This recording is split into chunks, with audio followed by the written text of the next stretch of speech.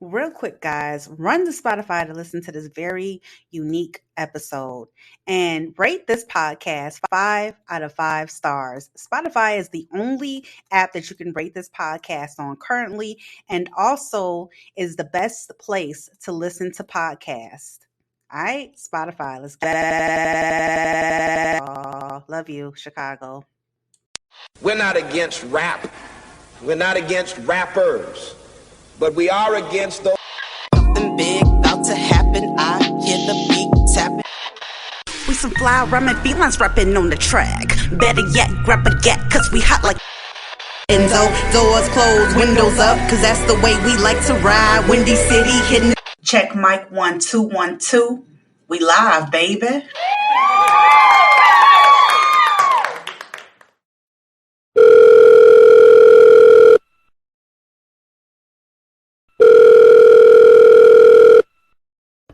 Hey, what's up, Chicago? And welcome back to Speak Your Mind Radio.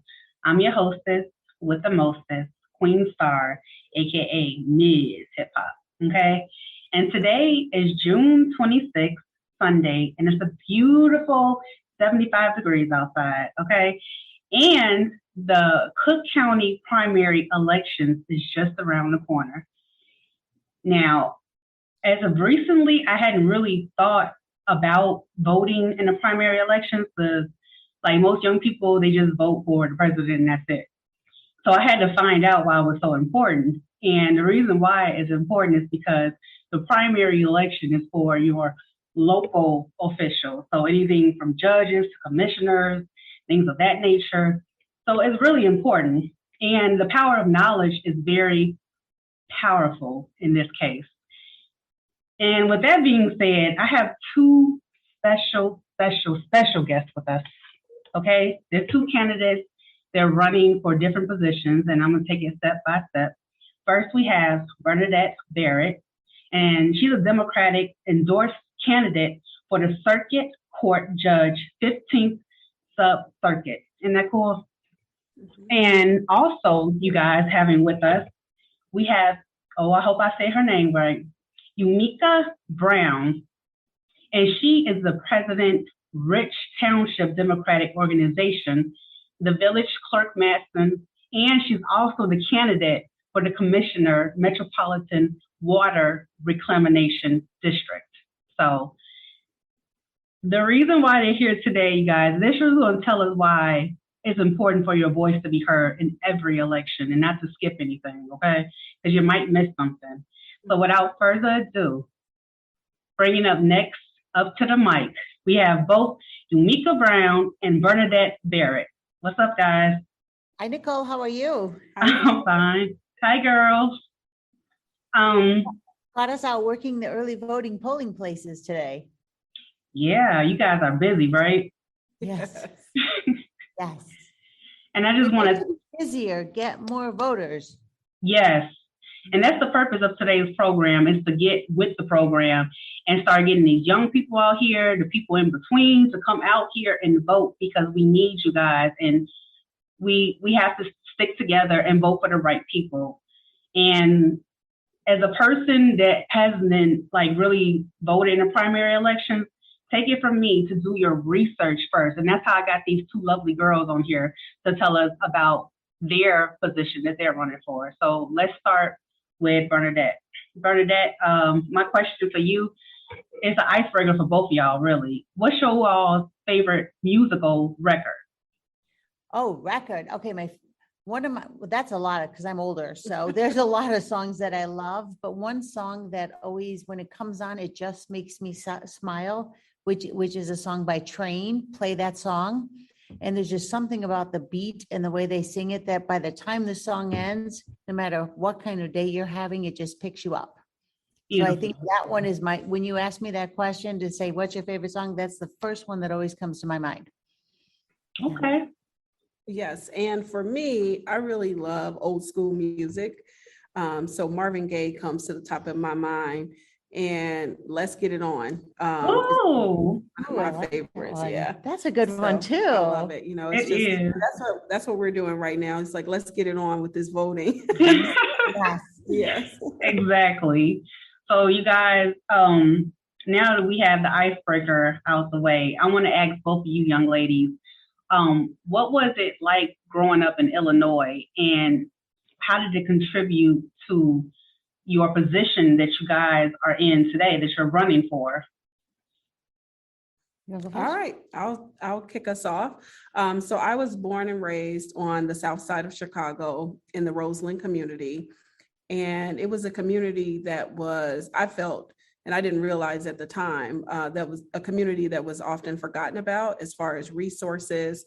And in the 90s, when I was in my teenage years, it's when the war on drugs really took place in our communities, where a lot of the kids were raising each other, and so I think that really set the stage for me in wanting to always give back and wanting to, let people know that are in those communities that they can still make it out, that they can still, have a, purpose-filled life. And so one of the things that really got me into public service is just going back into marginalized Black and Brown communities to just give back. So that really impacted my life. Beautiful, Ms. Brown. Okay, girl. Mhm. That's awesome. And I'm going back a couple more years. I was born and raised in the city of Chicago, by a single mom, and one of four at the time. And then she met my dad, and then we became a blended family of 10. Wow. Yes, I'm third from the bottom. And so what I was always discovered was I was raised to believe that everything you do has meaning, and life is not easy. And if you want something, you have to work for it. You have to study for it, because by studying and working for it, you keep more windows and more doors open than if you just say no. So I was one who worked her entire life to get through school, because being one of 10, I was the first one to go to college. And I'll never forget the story of after I finished school and had more student loans than I think anybody had at the time back then in 1980 or 91. I remember going to purchase my first home, and the mortgage company said, well, if you pay off your student loans, we'll give you a mortgage. And I said, if I could pay off my student loans, I wouldn't need a mortgage. Thank you. But one of the things that I really appreciated was not only working for what I've done, but also acknowledging that it makes me accountable. Back then it was $3 an hour minimum wage. And so $3 an hour, and you spend it on your education, you made sure you were doing what you needed to do. That's So right. I was raised by a great family, and they taught me hard work is everything. And it doesn't matter what your job is, though. Each and every one of us are equal. Each and every one. Amen. And that's all it comes down to, and treat people the way you want to be treated. Yes. And never Right. lie, right? Yes, I love We it. were told Yes. never to lie. Mhm. Honesty is the best policy, Yeah, mhm. for sure. And speaking of being honest, like Bernadette, I know that's in your job description, because now explain what you're running for, the judge position, so people out there can have the perfect definition. So I've been a practicing attorney in the Southland for over 31 years, and I have been in the courtroom for 31 years. And what that means is I represent individuals like you and me and Yumeka here, as well as the local businesses. So you get a feel of what is needed in the courtroom. I have an extremely good grasp on what the law is. I love being challenged.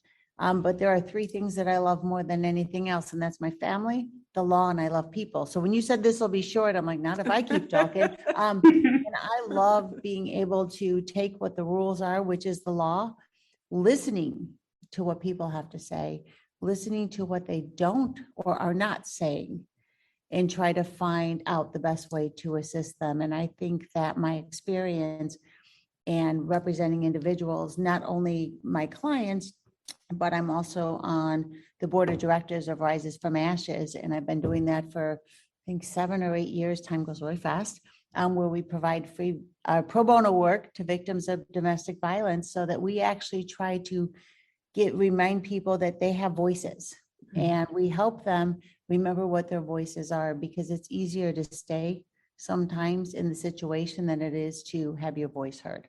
So I'm a firm believer that everyone who comes before me, when I win this election, has a voice. And it's would be my job as a judge to listen to what the facts are, because the law is the same for you and me, Nicole, as it is for me and Yumeka. We all go by the same law. It's the facts of each one of our lives and the circumstances.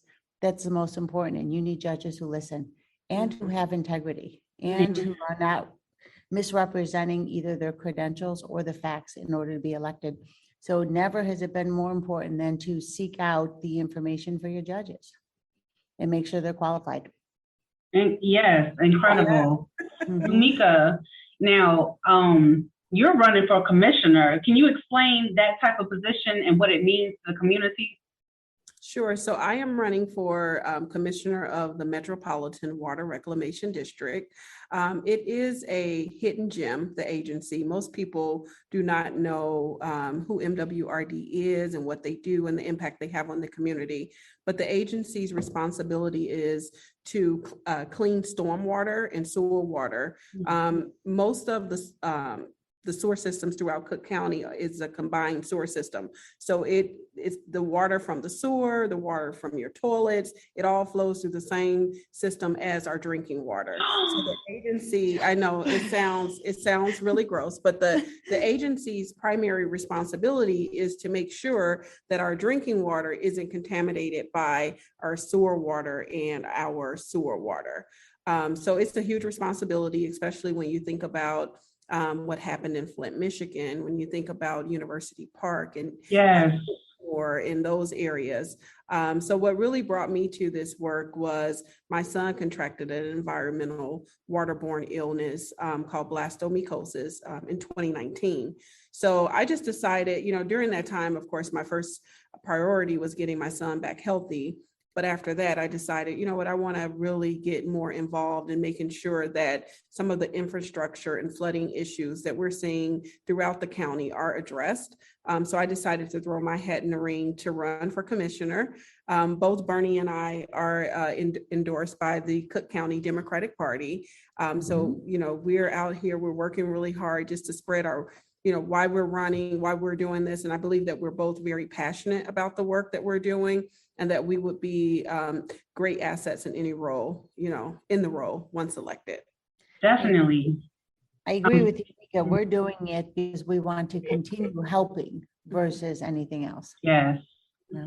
And you guys both have very important roles to play, like seriously, especially both of you, a judge and a commissioner for the water. Like, who knew? Well, I didn't know that all the toilet water and the sewage water all combined, and it was a specific job to make sure they weren't contaminated.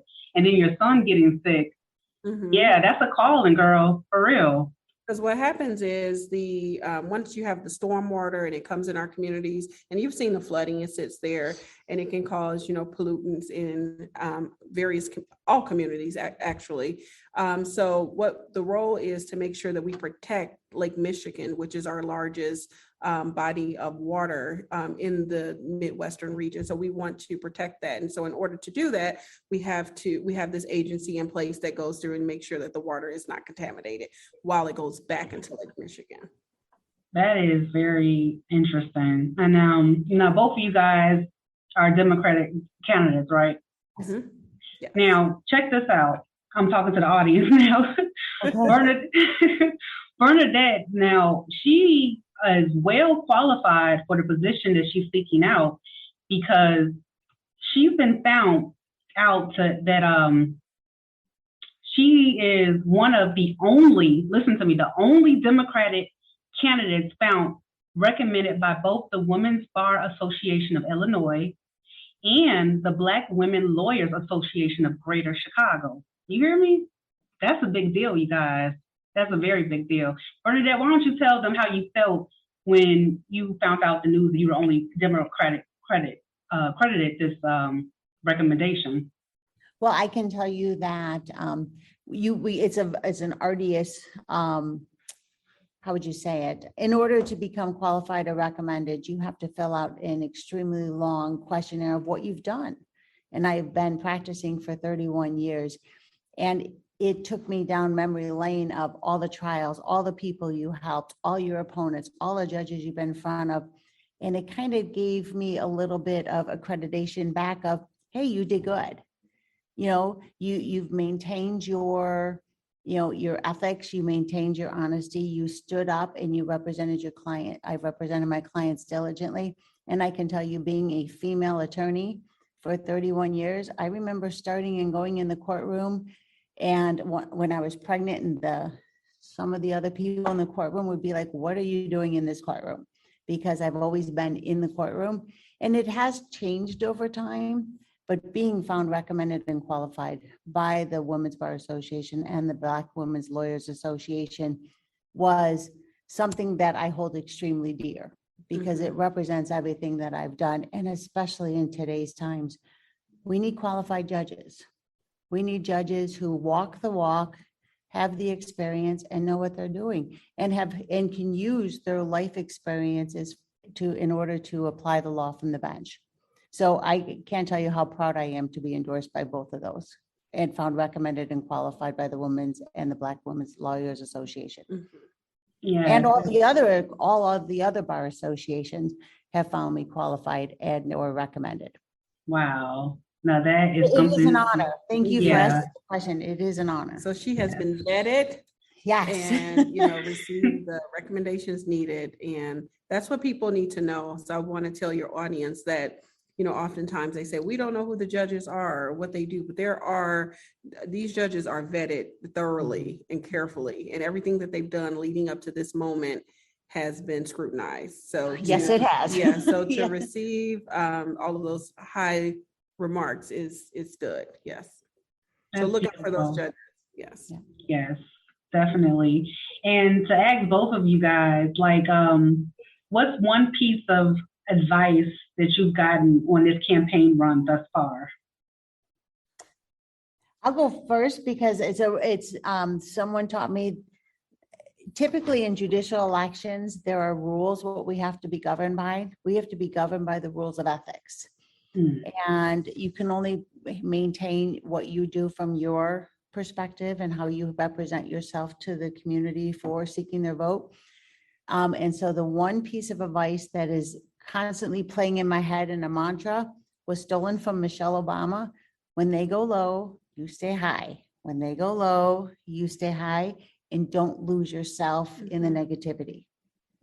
So that's my number one piece of advice. This girl probably has way more, but she tells me that all the time. When they go low, stay high. Yes. Because it's hard. It is. It is hard. When you think, because if you're in public service, you really want to help people. You should be in this for the right reason.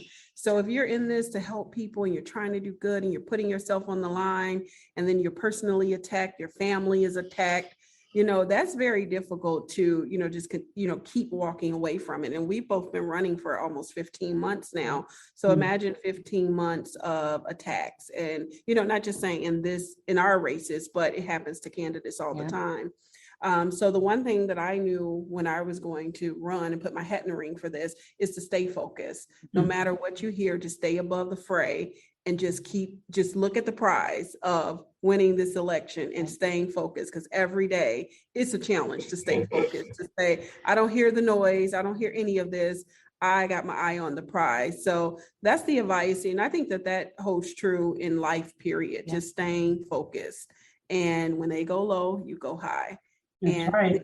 Come out of it, because after elections, we all go back into our everyday lives, and there's life after elections, and you don't want to, things that you say and do, you can't take it back. And is it worth it? How can you serve the public and then at the same time you're trying to destroy someone else? So it's like an oxymoron or something. It is. Well said. Very well said. Very well said. And then speaking of taking things back and, making sure you know exactly what you're doing. What do you young ladies think about the Supreme Court's decision to eliminate the constitutional rights of a lady to legally have an abortion, and, having them overruling the 1973 Roe versus Wade case? Well, I know she has a legal opinion of it, but my personal opinion, I am endorsed by Personal PAC because I am an advocate for pro-choice throughout the county, throughout the world. And for me, it's more of like an injustice anywhere is a threat to justice everywhere. And so we have to protect our fundamental rights, because what's next? Is it LGBTQ? Is it the voting rights? I mean, it scares me to know where this could take us, because I feel like I'm back in, after I get done with this interview, I might have to go pick cotton or something. It's scary. That's how much it scares me, because, our fundamental rights are at risk. And just and that's why it's important to get out and vote, because we're responsible partly for people that are appointed to the Supreme Court based upon who we put into office. So we have to protect that by getting out to vote so that our rights are protected. Mm-hmm. And unfortunately, one of the hardest things as a female and a female candidate for a judicial position is we're not allowed under the ethical guidelines to give our opinion. It can be inferred, being a Democratic female candidate and a lifelong Democrat and a lawyer who has represented women for my entire career, what my position is. But all I can say is that I concur with Yumeka, and like I said, I'm proud to be found qualified and recommended by the women lawyers and the Women's Bar Association because of what I stand for and what my record holds. But to concur a little further with Yumeka, the scariest thing that came out of this decision was we're going to leave it up to the states. And if you think back to, January 6th, everyone knows what year that took place. Mm-hmm. The scariest thing that I find is the amount of restrictions that many of these red states are putting on the ability to vote. Mm-hmm. And so while they're saying, the Supreme Court has said, we're going to leave it up to the state, those same states that put those Supreme Court justices in place that was allowed to make this decision are now restricting people's ability to get to the vote, to the ballot, and to make their voices heard. It has never been more important to make your voice heard, because only with your voice are we going to get the changes that are necessary and needed so that our rights are protected. And as your judge of the 15th Judicial Sub-Circuit, I will apply the law that we are living on with the facts that we go for. And we are extremely lucky that we still live in the state of Illinois, and it is a blue state, but don't take that for granted. Yes. We need to get the voters out to vote, because it's only with the vote is our voice heard. Yes. So, yes. but we need to vote for the qualified candidates. Right? Yes, that's so important, because I know when I was walking up to early vote now, I just wanted to do my just, but I didn't have my research done. And I had been bombarded with so much information that it was actually Bernadette that said, you know what, you just need to go home and do your research. And I love it. And then come back and try again. I say, okay. She could have been like, vote for me. Don't worry about it. But instead, she wanted you to be an informed voter. But I do want to tell the audience too, because I know that the audience is a younger generation, but get involved in your local, party organizations. I am the president of the Rich Township Democratic Organization, and Bernadette is the president of the Orland Township Democratic Organization. Yes. But I do think the organization gives the opportunity to hear from your local officials and, to learn what's going on in the communities. So if you're not involved currently, consider it. We also have the Rich Township Young Democratic Organization, because we want to have a place for young Democrats to convene and to talk about things or issues that may be of concern to you. So consider that and, look up your local Democratic organizations. And if you come to the early voting places to vote, which you can early vote through Monday night at 7 p.m. and then election day is Tuesday. If you have not registered, you can show up and still register and place your ballot The same day. the same day. Mhm. And even if you're not 18 today or tomorrow or Tuesday, if you are going to be 18 by the general election in November, as a 17-year-old, let your voice be heard now. Come register. Come out and give your vote. And when you come to these polling places, you are going to see a lot of young people working as interns Mhm. and working the polling places because they are trying to get their classmates Mhm. and they're trying to get people of their age group to come out and vote because it has never been more important. Let's not take it Yes. for granted. They are participating in the democratic process. Hmm. And we invite you all to do the same. You can follow me on Yumeka for Water, the number 4, water.com, to learn more about maybe you want to get involved on election day. I would love to have your help and support. And I'm sure Bernie has a web address as well. Yep, Barrett for the bench, and then, but also the Orland Township Democratic Committee or Mhm. Rich Township Democratic Committee, and I know Bremen Township has one, Chicago. Yes. Mhm. Yeah, I mean, they're all there. Just reach out and call, and one of us will get you hooked up to the right people. Mhm. Mhm. Yes, this was an incredible interview, incredible information, because I have 17-year-olds that listen. And so you guys, you stay in Illinois when you're 17 and you're going to be 18 by November's election, come on down and vote for Bernadette. Okay, you just press 191 and vote for Yumeka Brown. Yumeka, what's your number? 4? Punch number 82. Oh, 82, excuse me. Okay. Yes. So thank you guys so much. Thank you. I know you guys are busy because you're still doing the early voting and everything. And I just really appreciate you taking the time out to come speak to me on Speak Your Mind Radio on Spotify. We stream every weekend with music and things of that nature. And don't forget to subscribe and like the page, Speak Your Mind Radio on YouTube, where you can catch this interview at, as well as it being, streamed on Spotify, Anchor, iHeartRadio, Pandora, Amazon Music, Apple Podcasts, a lot of stuff. Wherever you hear music, you're going to hear this episode. Yes. I love you it. I love it. Mhm. Thank you so much for having us. It is a true honor for you to have asked us to be on this. Yes. You're so welcome. I'm just so happy you guys came through. I really appreciate it. Thank you. And as I told you, when you came to the early voting, I would rather you go and do the research and know who you're voting for than just coming in randomly. Because look what just happened with Roe versus Yeah. Wade, Yes. you know? Yeah. Yeah. So, and if exactly. anyone's listening, injusticewatch.org literally is an independent, non-for-profit organization that goes through each and every judicial candidate and gives you all the dirt on all of us. All of it. But they've done the work for you, and it's not just me or you. Well, Yumeka's not on there because she's Yeah. just a rock star. But they've done the research and they've done the work, and it's updated every day. Yes. Yeah. So you guys heard it here on Speak Your Mind Radio. Thank you so much. I love each and every one of you out there, and I can't wait till you guys hear the next show. So love you and peace out. Mwah. Thank you. Thank you, Nicole. Bye-bye. You're welcome. Bye.